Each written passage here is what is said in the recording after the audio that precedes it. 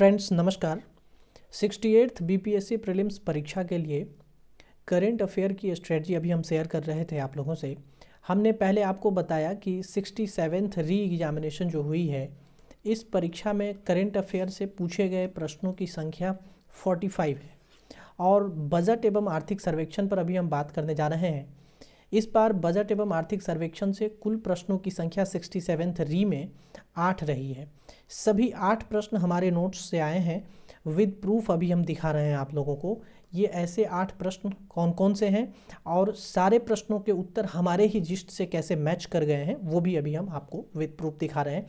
और आगामी 68th BPSC prelims के लिए भी हम जिस्ट देंगे आप लोगों को।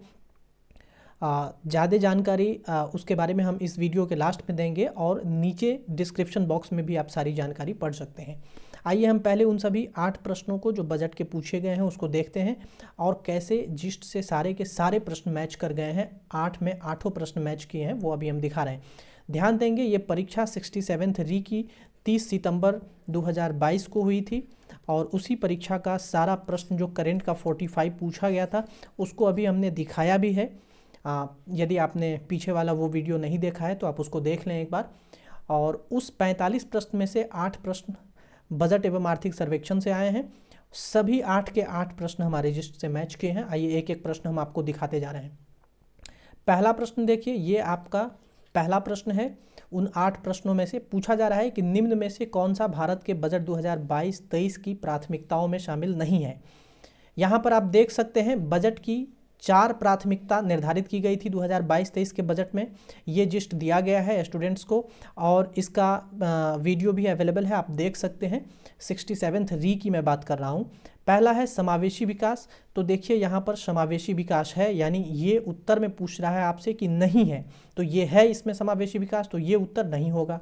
दूसरा इसमें है उत्पादकता, संवर्धन और निवेश। तो देखिए यहाँ पर उत्पादकता में वृद्धि और निवेश, उदयमान अवसर, ऊर्जा परिवर्तन, ये वाला भी ऑप्शन है, यानी यह भी उत्तर नहीं होगा।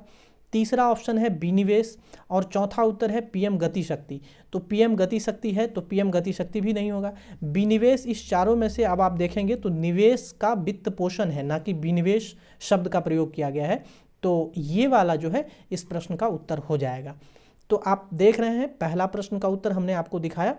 दूसरा प्रश्न देखिए, इस 8 प्रश्न जो बजट के आए हैं, इस 8 प्रश्न में दूसरा प्रश्न भी हम देख रहे हैं, जीवंत ग्राम कार्यक्रम। इसका अंग्रेजी अनुवाद भी हम आप लोगों को दिखा रहे हैं। देखिए, वाइब्रेंट विलेजेस प्रोग्राम के बारे में पूछा गया है। क्वेश्चन नंबर 57 आप देख सकते हैं, दोनों जगह है, के संबंध में सही कथन का चयन करना था, पूछा गया था प्रश्न।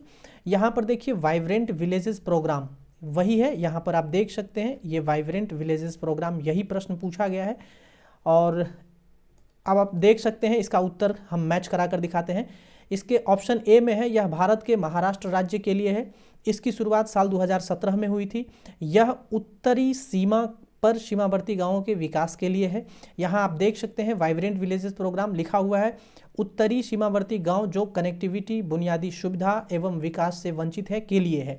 तो इसका उत्तर सी हो जाएगा। बिहार से इसका कोई संबंध नहीं है, महाराष्ट्र से कोई संबंध नहीं है, 2017 में शुरू की गई किसी योजना परियोजना से नहीं है, बल्कि यह उत्तरी सीमावर्ती गाँव के विकास से संबंधित है। और वही चीज़ यहाँ पर आप देख सकते हैं लिखा हुआ है। दूसरा प्रश्न हो गया।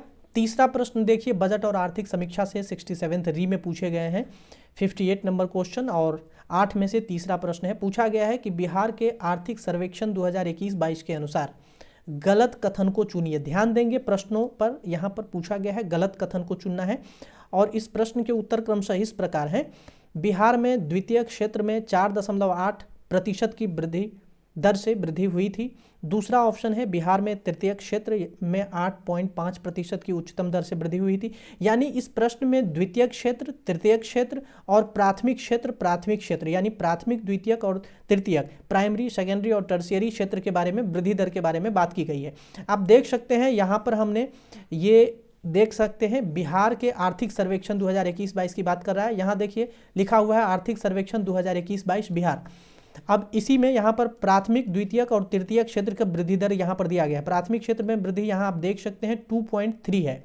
यहाँ पर देखिए प्राथमिक क्षेत्र 2 जगह दिया हुआ है, 2.3 यहाँ पर है। यहाँ पर 2.8 है, आपसे पूछा जा रहा है गलत कथन को चुनना है, तो 2.3 तो है ही, 2.8 प्राथमिक क्षेत्र में नहीं है, यानी तीसरा जो है गलत है। हम दूसरा भी चेक कर लेते हैं। द्वितीय क्षेत्र में 4.8% है, यहाँ पर देखिए द्वितीय क्षेत्र में 4.8% वृद्धि दर हुई है, सही है। तृतीय क्षेत्र में देख सकते हैं आप 8.5% है, यहाँ पर देख सकते हैं तृतीय क्षेत्र है, तृतीय क्षेत्र में 8.5% है, यानी द्वितीयक और तृतीय क्षेत्र का सही दिया हुआ है। प्राथमिक क्षेत्र का 2 जगह यहाँ पर ऑप्शन दिया हुआ है, जिसमें से एक सही है 2.3% ये वाला, जबकि दूसरा वाला ऑप्शन गलत है। तो देख सकते हैं कि एक एक प्रश्न का उत्तर हम आपको मैच कराकर दिखा रहे हैं, ऐसा नहीं है कि सीधे आपको हम दिखा रहे हैं कि ये प्रश्न हमारा मैच कर गया है। अगला देखिए क्वेश्चन 3 हो गया, सॉरी ये कितना नंबर क्वेश्चन हो गया आपका, क्वेश्चन नंबर 3 हो गया, यानी 8 में से। अब ये चौथा क्वेश्चन है आपका, देख सकते हैं पूछा गया है प्रति व्यक्ति आय के अवरोही क्रम में बिहार राज्य के जिलों का सही क्रम क्या है। ध्यान दें यहाँ पर शब्द पर, अवरोही क्रम में पूछा जा रहा है। आरोही क्रम का मतलब होता है कम से बड़े की ओर, जैसे 1 2 3 4 ये हो गया आरोही क्रम। अवरोही क्रम मतलब घटते क्रम में लिखना है, जैसे 4 3 2 और 1, यानी जो सबसे छोटा है वो सबसे लास्ट में आएगा। तो अब क्या छोटा पूछ रहा है, प्रति व्यक्ति आय सबसे छोटा, तो प्रति व्यक्ति आय में सबसे छोटा सबसे लास्ट में आएगा। यहाँ पर आप ध्यान से देखिए प्रति व्यक्ति आय लिखा हुआ है, बिहार बजट आर्थिक सर्वेक्षण का है ये, इसमें सर्वाधिक हमको नहीं लेना है, पूछ रहा अवरोही क्रम में यानी सबसे कम में। तो सबसे कम में देखिए शिवहर है और अररिया है, यहाँ पर हम सबसे लास्ट में देखेंगे शिवहर और अररिया वाला, तो ऑप्शन में देखिए यहाँ पर शिवहर है और अररिया है। तो हमने बताया अवरोही क्रम का मतलब, तो यानी इधर से शुरू होगा तो पहले शिवहर होगा, फिर अररिया होगा, फिर जो भी होना होगा। तो इस तरह से इसका उत्तर क्या हो जाएगा, डी हो जाएगा। सर्वाधिक यदि पूछा होता तो पटना और बेगूसराय का होता, जो आप देख भी रहे हैं ऊपर में। क्वेश्चन नंबर 5 देखिए, 8 प्रश्नों के इस सीरीज में 5वां प्रश्न देख सकते हैं आप। पूछा जा रहा है कि वह विकल्प चुनिए जो बिहार की 7 निश्चय 2 योजना का हिस्सा नहीं है। यही शब्द पर ध्यान देंगे। तो यहाँ पर देखिए 7 निश्चय योजना 1 और 7 निश्चय योजना 2 दोनों हमने यहाँ पर बताया हुआ था आर्थिक सर्वेक्षण में, और जो स्टूडेंट ले चुके हैं उनको मैं बता देना चाहता हूँ, पहले थोड़ा सुन लें वो, कि उनको जनवरी से लेकर के सितंबर तक का दिया गया है। जिन लोगों को, वो लोग इसको अपडेट कर सकते हैं, अब अक्टूबर से ऑनवर्ड ले सकते हैं। अक्टूबर से लेकर के अक्टूबर 2022 से अक्टूबर 2023 तक का जो है आपको मिलेगा। इसमें 68 और 69 दोनों कवर हो जाएगा, जिसके बारे में हम नेक्स्ट वीडियो में आपको बताएंगे। तो अगला ये प्रश्न हो गया, इसमें कह रहा है कि 7 निश्चय भाग 2 योजना का हिस्सा नहीं है। तो यहाँ पर आप देख सकते हैं सभी 7 निश्चय 2 योजना का हिस्सा, इसमें सभी के लिए वायु मार्ग ये वाला ऑप्शन में नहीं है, तो ये इसका उत्तर हो जाएगा। और ये भी डिस्प्यूटेड प्रश्न था, बीपीएससी ने पहली बार आंसर कुछ और दे दिया था इसमें। नेक्स्ट प्रश्न है, ये प्रश्न जो है आपका कैवा हो गया, 5 प्रश्न आप देख लिए। छठा प्रश्न देखिए 8 प्रश्नों के उस टोटल सीरीज में, शहरीकरण के बढ़ते स्तर के अनुसार बिहार के निम्न जिलों का सही क्रम चुनिए। ध्यान देंगे शहरीकरण से प्रश्न पूछा गया है, और नगर विकास शहरीकरण चैप्टर 9 में जो है हमने पढ़ाया हुआ था। टोटल इस बार 13 चैप्टर में जो है बजट एवं आर्थिक सर्वेक्षण आया था। ध्यान देंगे 68th बीपीएससी वाले बजट और आर्थिक सर्वेक्षण नए साल का नहीं पूछा जाएगा 2023 वाला, इसमें 2022 वाला ही पूछा जाएगा, तो ये भी ध्यान देंगे आप लोग। अब इसमें आपसे पूछ रहा है कि बिहार के जिलों का सही क्रम चुनना है आपको। तो देखिए शहरीकरण में यहाँ देखिए बिहार में शहरीकरण, हाँ सर्वाधिक शहरीकरण देखिए पटना में है सबसे अधिक, उसके बाद मुंगेर में है, उससे कम जो है नालंदा में है। यानी ये जो है आरोही क्रम में दिया गया है, अवरोही क्रम में है, ये आरोही क्रम में नहीं है, अवरोही क्रम में सबसे अधिक जो है पटना में है। तो यहाँ पर आपसे पूछ रहा है कि जिलों का सही क्रम चुनना है। तो देखिए पटना है, मुंगेर है, नालंदा है, तो पटना, मुंगेर और नालंदा। तो ये नहीं, बढ़ते क्रम में कह रहा है, शहरीकरण के बढ़ते क्रम में, यानी ये घटते क्रम में हो गया, तो आपको इधर से लेना पड़ेगा, यानी कि नालंदा होगा पहले, उसके बाद मुंगेर, उसके बाद पटना। तो देखिए नालंदा होगा, फिर मुंगेर, फिर पटना होगा, इस तरह से आपको उत्तर लेना है। क्वेश्चन नंबर 7 देखिए, ये है 7 नंबर क्वेश्चन आपका। सभी के सभी प्रश्न देखिए मैच कर गए हैं। वित्त वर्ष 2022-23 के लिए राजकोषीय घाटा बिहार के जीएसडीपी यानी ग्रॉस स्टेट डोमेस्टिक प्रोडक्ट का होने का अनुमान है। यानी ये 2022-23 में पूछा गया था कि कितना होने का अनुमान रखा गया है इन सभी ऑप्शन में। यहाँ देखिए राजकोषीय घाटा है जीएसडीपी का, यहाँ देखिए एकदम हूबहू वही चीज़ आपसे मैच कर रहा है कि नहीं कर रहा है। देखिए यहाँ पर जीएसडीपी का लिखा हुआ है, यहाँ भी देखिए, यहाँ राजकोषीय घाटा है, यहाँ देखिए राजकोषीय घाटा लिखा हुआ है। और राजकोषीय घाटा आपसे किस वर्ष का 2022-23 का पूछा जा रहा है, तो यहाँ पर ध्यान देंगे 2022-23 का राजकोषीय घाटा अनुमानित, देखिए यहाँ पर लिखा हुआ है अनुमान, यहाँ भी देखिए अनुमानित लिखा हुआ है, कितना है 3.47। तो देखिए 3.47 आपका उत्तर बी जो है इसका राइट आंसर हो जाएगा।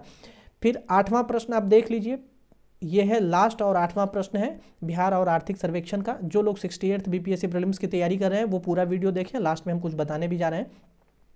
बिहार के आर्थिक सर्वेक्षण 2021-22 ध्यान देंगे के अनुसार वर्तमान में राज्य में शहरीकरण का स्तर क्या है, आपसे पूछा जा रहा है, शहरीकरण का स्तर पूछा जा रहा है। यहाँ पर ध्यान दीजिए, शहरीकरण जो है कितना है देख सकते हैं आप 15.3% है, और यहाँ यह भी लिखा हुआ है पहले कितना था 11.3%। इसकी जानकारी आर्थिक सर्वेक्षण बिहार सरकार के द्वारा दी गई थी आर्थिक सर्वेक्षण में। तो 15.3 आप देख सकते हैं, इसमें 15.3% बी में है, तो यानी कि बी इसका राइट आंसर हो जाएगा। तो इस तरह से हमने सभी 8 प्रश्नों को आपको दिखाया है।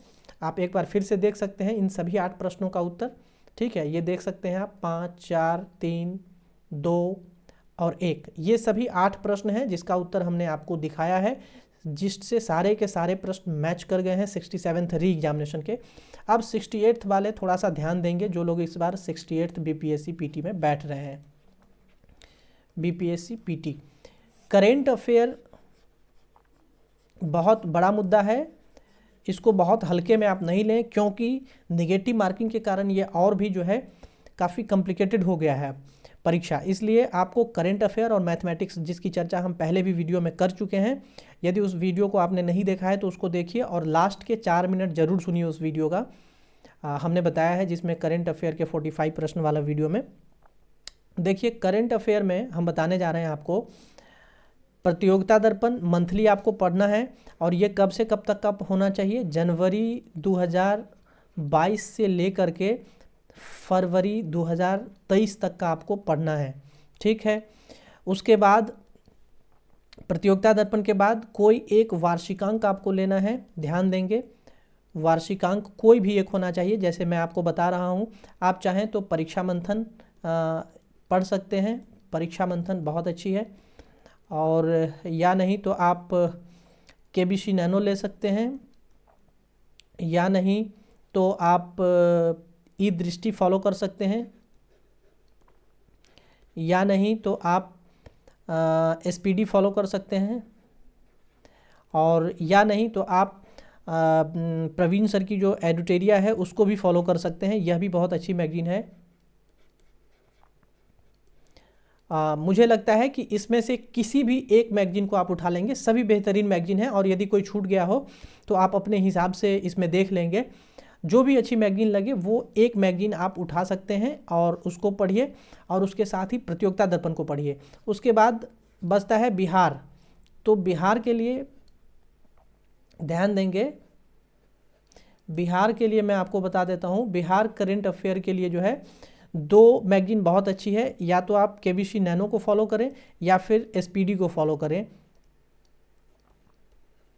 इसी दोनों में से आप कोई पढ़ें, बहुत अच्छा मार्क्स आप ले आएंगे, ठीक है।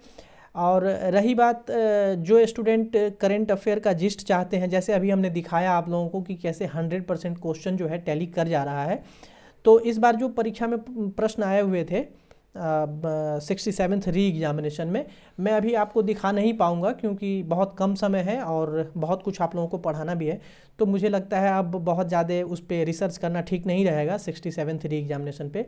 68th प्रीलिम्स के लिए हम आप लोगों को जो जिस्ट देंगे उसके बारे में हम नेक्स्ट वीडियो में आप लोगों को बताएंगे। इस वीडियो में इतना ही, थैंक यू।